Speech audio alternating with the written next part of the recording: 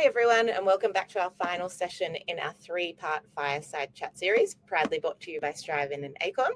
My name is Victoria Hammond. I'm from the Striving team, and I've been your moderator across this series.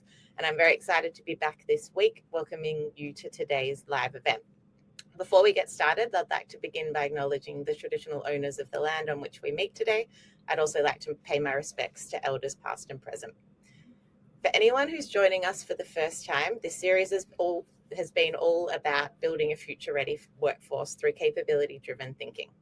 In today's session, we're going to be diving into a discussion around how to build a future-proof workforce and exploring topics around capability-based retention and succession. I'm very excited to introduce you to our two speakers today, who you can see on the screen here. We're joined again by Eloise Littlejohns, who is the Director of Operations at People at Acorn, together with Lucy Wilson, who's the CPO at Gumtree. A couple of small housekeeping things before we dive in. So we're live streaming here on LinkedIn. So if you're watching live, please feel free to say hi in the comments section, drop in your questions throughout the conversation. Let us know where you're dialing in from. We'll have time at the end for Q&A, but feel free to engage real time. We'll be keeping an eye on the questions. Hopefully we'll be able to pick them up as we go. And if not, we should have time to get to them at the end. If you have to leave early for any reason, the recording will be available right after the event. So don't worry about missing out. I think that's all from me. I'd love to hand over to Eloise to kick things off. Great, thanks Vic, and welcome everybody this morning. My name's Eloise and I'm the Director of Operations and People at Acorn. So I've got the fantastic job of looking after everyone at Acorn internally from an HR perspective, but also being a performance and learning platform. I also spend a lot of time going out and speaking to clients about how capabilities can truly transform your workforce and give employees the careers that they deserve. Absolutely thrilled to be here today. I'm originally from the UK, and prior to joining Acorn about 8 months ago, I previously spent 12 years working at KPMG, which is a professional services firm in a range of different people and operations type roles. So when I had the opportunity to come across and join Acorn 8 months ago, I was super excited, and it's been an amazing ride so far, and we're off to do fantastic things.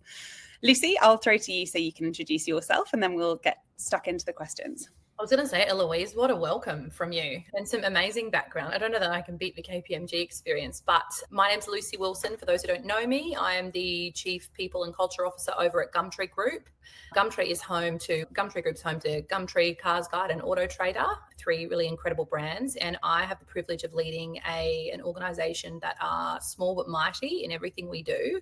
And I have experience in different places and spaces, from professional services right through to advertising, tech organizations, small startups, scale up, and spent some time in my own business too, which was very interesting. So getting to put that client lens on everything I was doing. But yes, last 2.5 years at Gumtree Group, and have been a founding member of Strivin now for the last few years too, working with Laura and Vic.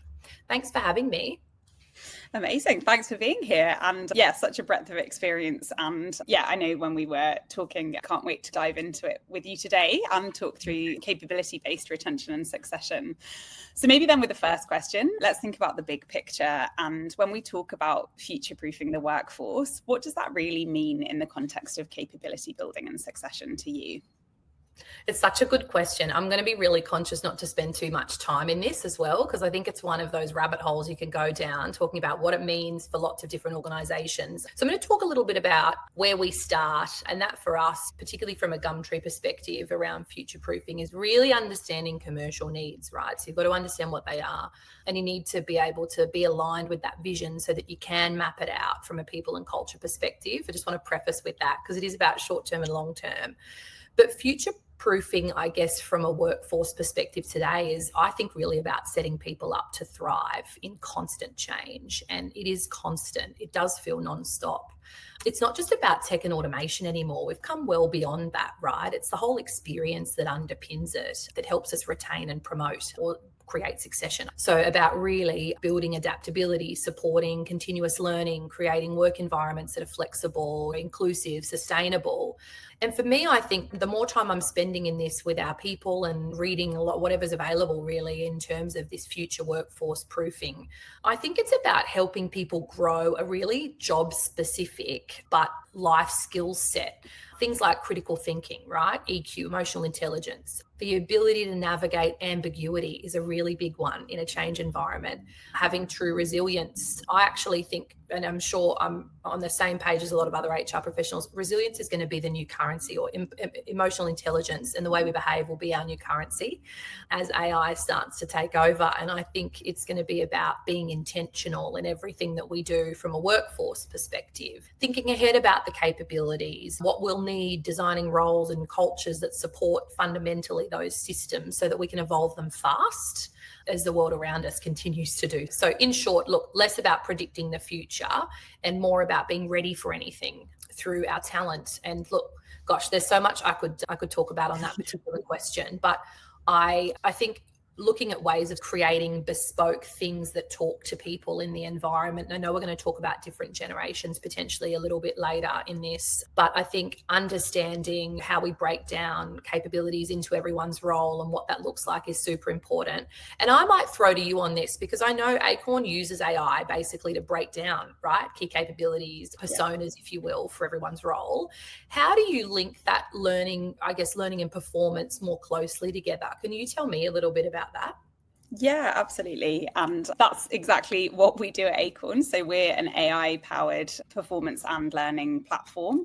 And so there's two aspects to us. So we've got the performance side of things. We use our AI, which is built on a model on AWS Bedrock, and we break down the 5 key capabilities for every single person's role. So no matter what your role is at Acorn, you know exactly what the 5 key capabilities are that you're expected to be demonstrating in order to show that you're succeeding in your role. We then have 5 different proficiency levels mapped against that. So they range from foundational to developing to proficient to advanced to expert. And depending on where you sit within the organization, you're mapped against that scorecard. And that is super helpful from people just getting real clarity and visibility on what it is they're meant to be demonstrating. I think when we think about performance reviews and thinking about linking that into succession planning and talent development, often people wait a year and then they get a 3 out of 5, they get a meeting expectation, but they don't even know what the expectations are. And so we use AI to really give people visibility on that and give them an understanding of what those capabilities are, specifically grounded in their role and specifically grounded in what that means at Acorn, so that they've got a very good understanding of what that looks like. Once you then have those capabilities, you can then link the learning. So the other half of our platform is a learning management system. So you can then, again, using AI, link the learning modules, whether that's your internal learning or your external learning through a third-party content provider. You can link that into the capabilities. So if somebody's got a particular area that they're looking at developing, you can link the formal learning into that. We also have development plans. It might not be that somebody's doing a formal piece of learning in order to upskill in that role. It might be, if you think about the kind of 70-20-10 learning model, it might be that they're working with their manager on job shadowing or taking on an additional project so that they can grow their skills in that area. But it also provides that forum and that frequent feedback loop so that they can be having those conversations regularly, checking in what that development looks like, and then understanding what their path and that development is as well. Yeah, I definitely think that being able to identify the high potential early through using tools like that's really important. Can I ask, just on that, who defines the capability of 5? Sorry, I didn't quite hear that. Who defines the capability? Yeah, how do you come up with the 5?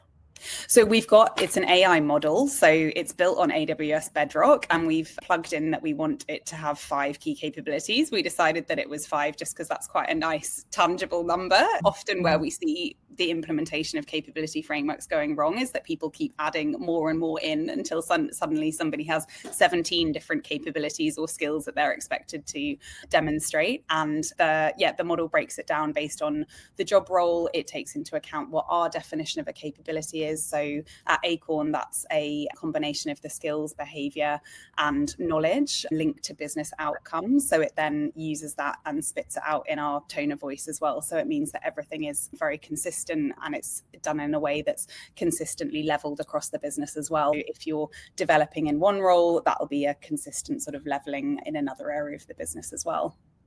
Awesome. I think we should talk a little bit about identifying key talent early. What is important to identify, or I guess in identifying high potentials and employees well before roles open up? And what are some practical ways to do that without relying solely on the performance review or manager intuition? Gotta love that too. Yes.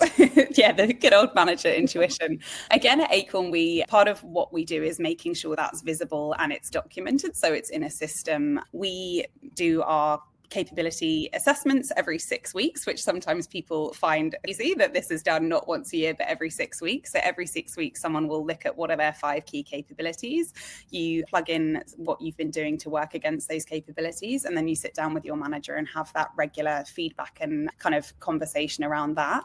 Then at the supervisor level, they're then able to log in and see a team dashboard of how their team is performing. There are expected proficiency levels for each role, and then you're able to see mapped on a graph very clearly who's outperforming against those proficiency levels. So you can then start to look at it from a data-driven perspective of actually this person is consistently demonstrating that they're more at the advanced level. This signals that they might be ready for a promotion. And then we look at that at a leadership level across the whole business going into that promotion cycle as well. So I think I always joke that our platform makes my life exponentially easier as an HR lead, but I think it's getting that visibility of those data points is so critical, because then you're not just relying on the manager intuition, or you're not relying on managers being the ones that are shouting the loudest or advocating the most for their employees, which actually isn't really fair on the employees underneath. It makes it a much more kind of level playing field and much more tangible things that they can be rating their employees against. And then maybe come back to you on that one as well. So yeah, I guess in your experience, or how do you go about identifying some of those high potential employees? We have similar practices in place, certainly not as regular. I think we might lose a little bit of engagement if we might lose a little bit of that energy that goes with the getting ready and gearing up every 6 weeks. But I reckon we could probably get close. I think there's different pockets in different areas of our business, and certainly in the businesses I've been in.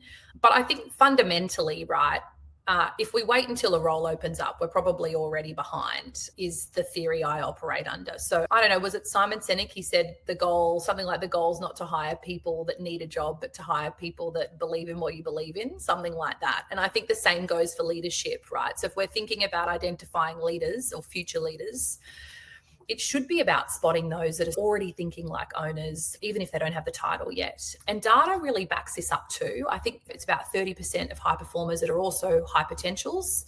We've operated knowing that for a long time, but having to tap into it. So it's not just about using performance reviews. We're actually missing a huge part of the picture if that's all we're relying on. I was going to say there are some ways to spot early, and there are a few practices we have in place, and just keeping in mind it's less about annual ratings and more about watching how people step up during ambiguity or stretch projects. Maybe a little bit around how they're influencing without authority. So how are they influencing others' situations? Are they stepping up and coaching? Are they showing some of those skills extended, right, to the capability expectations? And how hungry are they to learn and not just deliver? So what are they doing in that learning space? And we use things like talent calibration sessions where there might be multiple leaders, not just who are discussing performance, but are talking about growth mindset, who's thinking bigger, and we identify who those people are. And then ultimately applying a similar lens around 70-20-10, what can we do to help them really evolve and kind of accelerate that skill set or that capability? But identification of talent and connecting that with a platform of some description is super important. And I would say, I think if you're not really looking at doing that now before it gets to review time, I think we're probably well behind.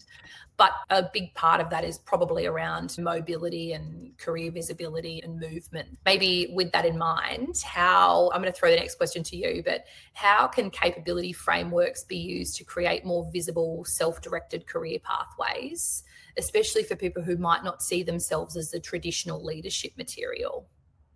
Yeah, great question, and so much to unpack. I was going to say, I didn't come up with these great questions. I think I know. I think we could spend hours talking about this. I think from a mobility perspective, we go out and speak to loads of customers, and particularly in those very large organizations, and they're getting so frustrated because they're seeing their amazing talent walk out the door because it's easier for them to go and find an external role than it is to move internally. And we actually, Acorn, released a report yesterday, the 2025 Performance and Learning Report, and this highlights some amazing data points around it. But nearly 80% of directors, managers and execs think that it's easier for somebody to leave rather than move to a role internally. And that is just something that's fundamentally broken in organizations. And if you think about the cost of that, not only from a dollar amount, but from the resourcing, the hiring, the finding somebody, the onboarding, the waiting, and just letting all of that corporate knowledge walk out the door, that's such a missed opportunity. And I think also, again, we've referenced that we're going to talk a little bit about the different generations, but what I'm really seeing in our workforce in particular is that people no longer want the linear career paths. They want to go and try different things. They want to move around the business. I was thinking last month I had 6 different people that were moving internally, going to different roles.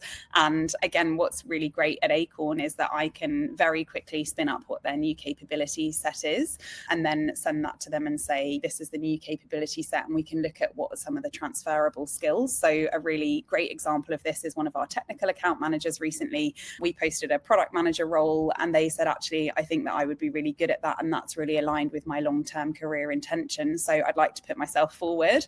They did a mapping against their capabilities to show how transferable they were. And then we've identified the learning gaps, like there's some technical product management knowledge, but again, we've highlighted that and we've got a development plan working with their new manager and we've moved them into that role. And for me, that's one of my favorite bits about being a people leader, is being able to give people really meaningful career paths. And as somebody myself, I've hopped around loads of different roles and I know how much you can grow, you can be tested, you can learn. And so that's something that I think is super important from a retention perspective, keeping people engaged, getting them to see that there's lots of different avenues out there. And I think that from a kind of retention and succession planning is super important as well. Couldn't agree more. I like the fact that you've got a tool where they can just jump in and figure that out for themselves too. It's that sort of self-growth mindset. Yeah, for sure. Yeah, and I think also going back to one of your points earlier around the kind of getting people to think about having those career conversations, we're also trying to get the employees to take carriage of that and take carriage of their careers. And rather than performance management just has such a negative connotation, but if you think about it, this is your development conversation, this is your career progression conversation, it actually really flips that mindset and gets people on board with understanding what it is that they want to be doing and where they want to be going longer term. It's also probably important to note that it's important to think about your job leveling architecture as well in this. One of the projects that I've been working on recently is to formalize that job leveling and again make it clear to people what are those promotion steps that they can look at, what does that step up look like, what does that mean that they need to be demonstrating, and again just making it much more visible and tangible to them of how far away am I and what are the steps that I'm taking to get there, so that they can feel that they're, even if it's a 2-3 year away promotion, they know what they need to work towards and how they can get there as well.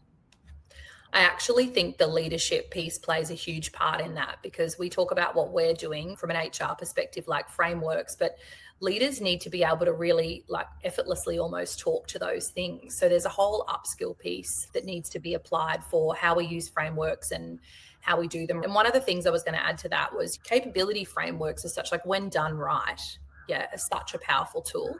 I think they create really clear career visibility, especially for people who might not see themselves in traditional leadership paths.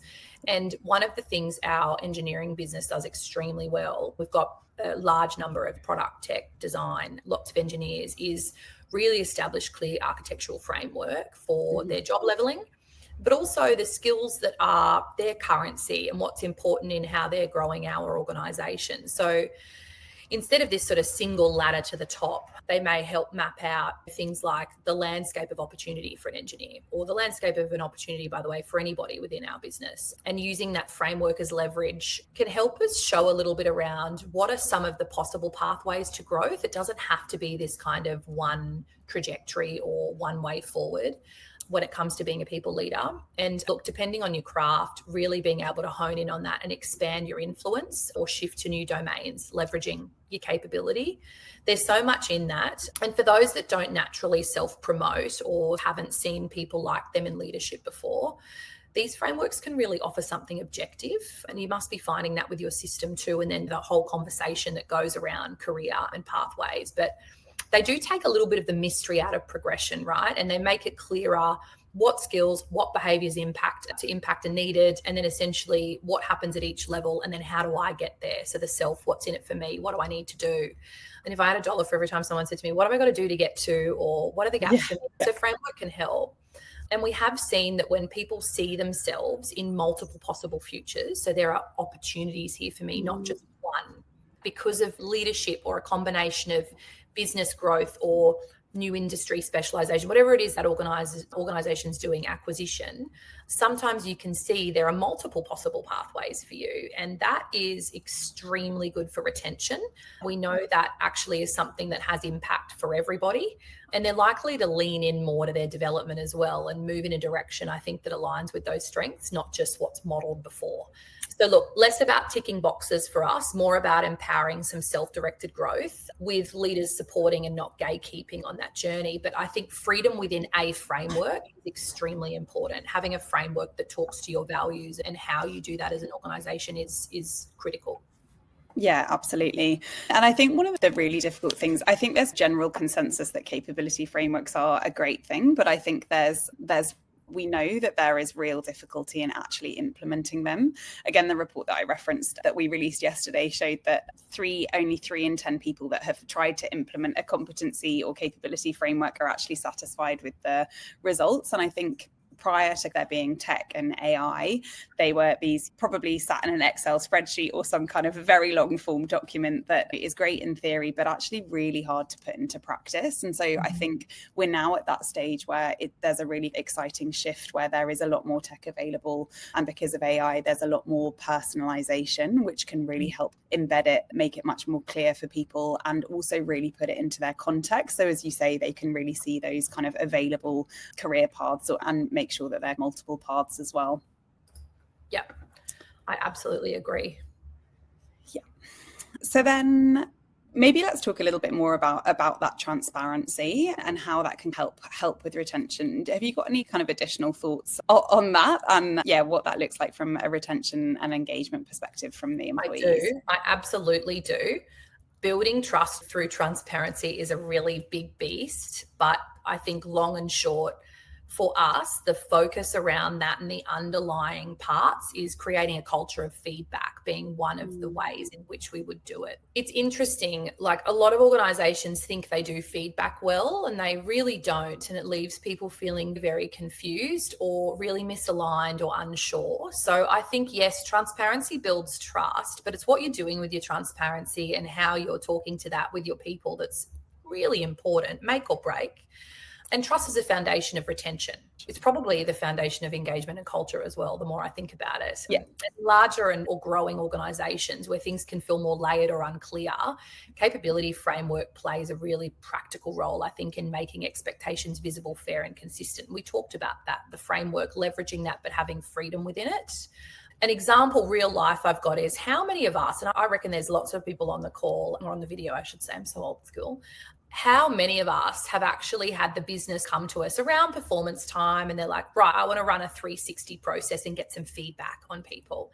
And lots of HR professionals, they either love or hate a 360, and that's okay. I actually think if they're used well and there's investment wrapped around them, that they can be really powerful. But I would love to get to a point where they actually weren't required other than for confirmation of data point, because I don't think they're quite used. And also that kind of whole argument around, if you don't trust the person that's putting the feedback in and they haven't really been transparent with you in the first place, how much does this really mean to the person? Is it detrimental or is it enabling?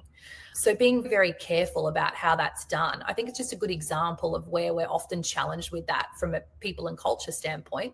And people want to just roll with something because they haven't felt comfortable in having the transparent, trusted, honest dialogue with their people in the first place. And look, it's a whole end-to-end spectrum of differences in how people feel about giving it. But fundamentally, I really do think the way we build workforce and that trust piece heavily depends on the ability to be open and have a culture of feedback within your organization. We're working very hard on that. And I think instead of progression being directly tied to who's screaming the loudest or who's the most visible, really using that trust that's built between leader and person, right, talent in their team, to unpack and understand what those sort of non-traditional, more diverse pathways could look like. And it gives them something to trust in. It's a personalized roadmap without all of the kind of relying on the politics or perception or the 360. So I think, look, in short, again, and I know I keep going back to it, but a capability framework for each of those functions is a really important tool because it does provide the transparency. But I also think it helps us shift culture a little bit around growth mindset, owning your pathway and being able to talk to your leader about it. So yeah, culture of feedback and frameworks, something that we continue to evolve that and be focused on it. Yeah, absolutely love it and couldn't agree more.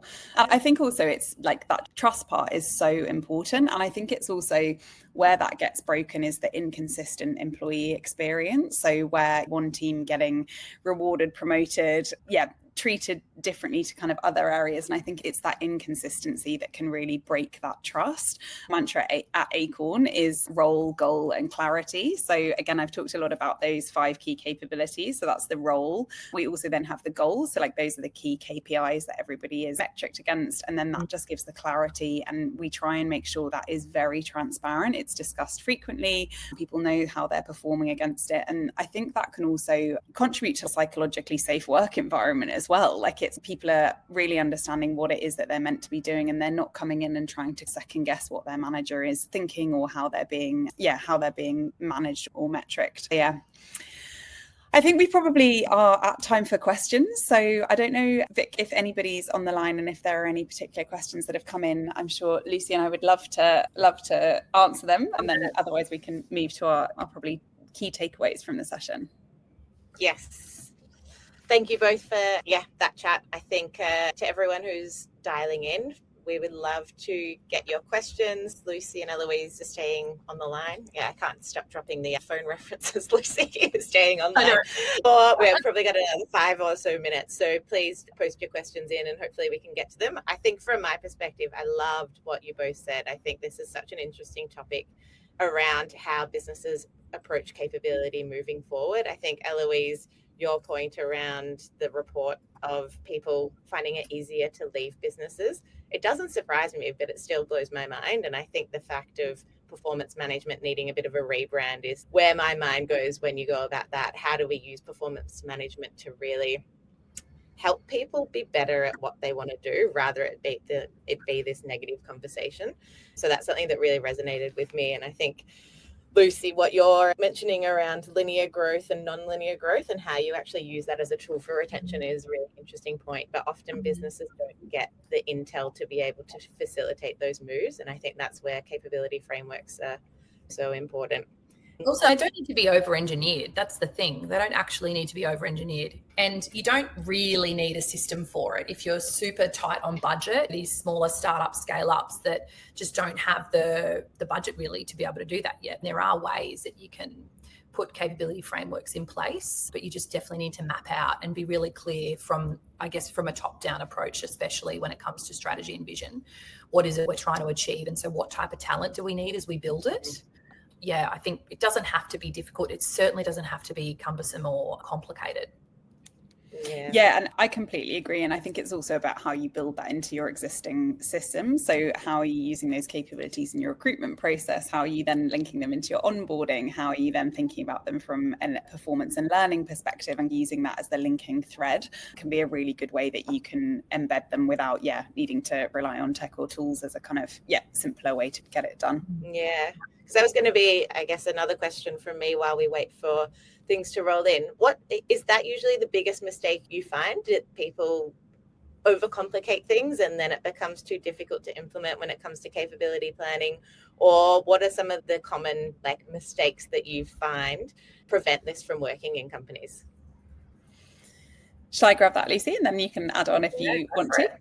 Yeah, I think I referenced it earlier. I think keeping it simple is really important. So we have 5 key capabilities. The problem is that if you go to exec level or manager level, people just keep wanting to put more and more in. So before you know it, rather than 5, you have 12 that you're then meant to be demonstrating and measuring against, which just gets really complex. So yeah, we decided to keep it at that higher level. The role is very clearly broken down into the 5 key capabilities.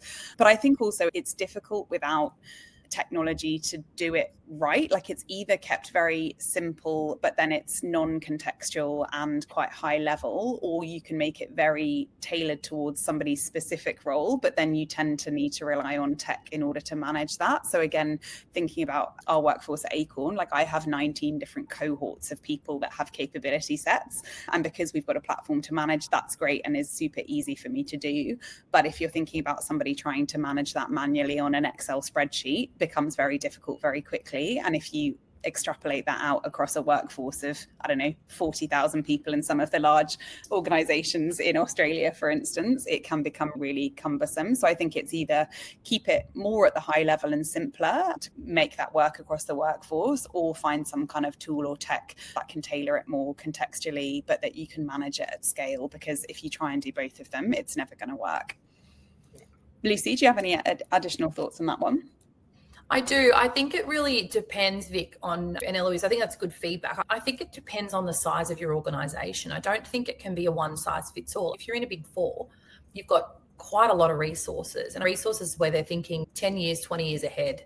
AI is like a thing of the past almost, and they're onto bigger and huge things in terms of how they develop talent, right through to that more macro level in startup scale up. I think it all forms part of your organizational design. So deciding on what sort of framework is going to fit and what people will engage in. I think I mentioned before the 6-week capability check-in. I reckon if I threw that out to our business, there would be some significant pushback. And it's not because people don't love talking about where they're heading. It's also about, we're a business of 200. How much heading is there within that short period of time? And is it more just a general check-in that you can cover that off in?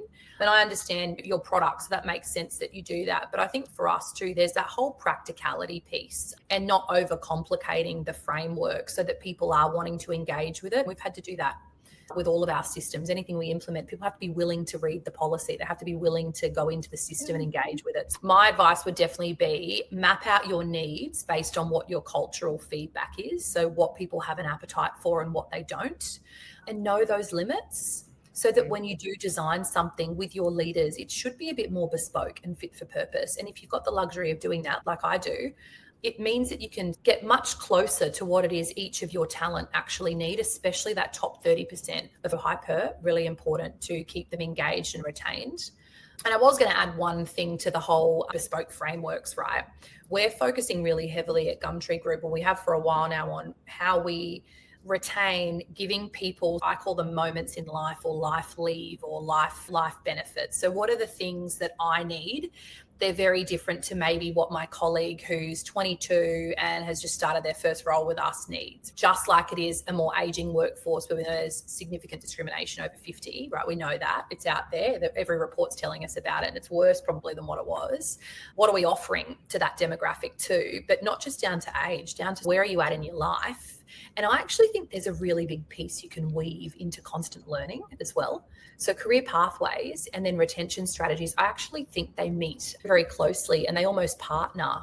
So when we've started thinking about how should framework look, we want to make sure that our values sing to all of the policies or the benefits we've got in place from a total rewards perspective. But it's got to work for both, because you can have career pathways, but if the organization that's trying to retain you doesn't have something that talks to you, because that's not parental leave for everyone. That's not family planning leave. It's not, and hopefully it's none of the horrible leave that you need when something goes wrong. But there's a huge piece around learning and ability to provide flexibility to study.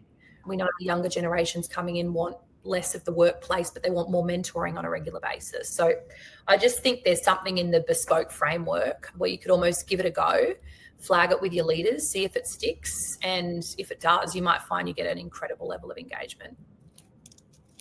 Yeah. That's probably my key takeaway as well, Vic, because I reckon you can ask me, what's a key takeaway? My key takeaway is that start building things that are fit for your organization. The only way you do that is if you know it well and you're commercial. So make sure you're starting to think about, how can I marry the whole future proofing of workforce, right? Which we know requires framework around career, but also benefits that talk to each and every person. That would be my advice. Yeah, I love it. I love it. I think then you're really tapping into the core motivation of why people are there. And then that's when you start to see the magic happen. Yeah. Eloise, then take away from you, anything additional to add? Yeah, my key takeaway is actually a digital takeaway. So yesterday we released our Acorn 2025 Corporate Performance and Learning Survey, which looks at current practices and employee sentiment in relation to performance, learning, mobility, retention, succession, all of the things that we've talked about today. And there are so many amazing data points in that survey. So yeah, would recommend that people, will drop a link into the comments and recommend people download that and have a read through. Because again, if you're thinking about building a business case to get something in place or thinking about what you can do, there's some really good data points in there to help guide your decision making too. Yeah, brilliant. Looking forward to taking a read into that. I think that brings us to the end of today's session. We're out of time. So thank you to Lucy and Eloise for joining. I think the conversation was, I could have listened to you both speak for hours, to be honest, but obviously we can't do that. I think your insights around future-proofing your workforce are really valuable, and it's an exciting space to see what actually happens. And I think especially Eloise, understanding how Acorn facilitates this is really eye-opening. For everyone that's joined the series, there's been 3. If you haven't been able to make any of the previous sessions, you can access those still. The recordings are live. We hope you're walking away with some fresh ideas and practical steps on how to start or strengthen your capability frameworks. And feel free to drop in any questions or comments after this session. And a huge thank you to everyone for joining in, and we'll see you all again soon. Thanks so much, Vic. Thanks everybody. Thanks, Eloise. Bye. Thanks, everyone. Bye-bye.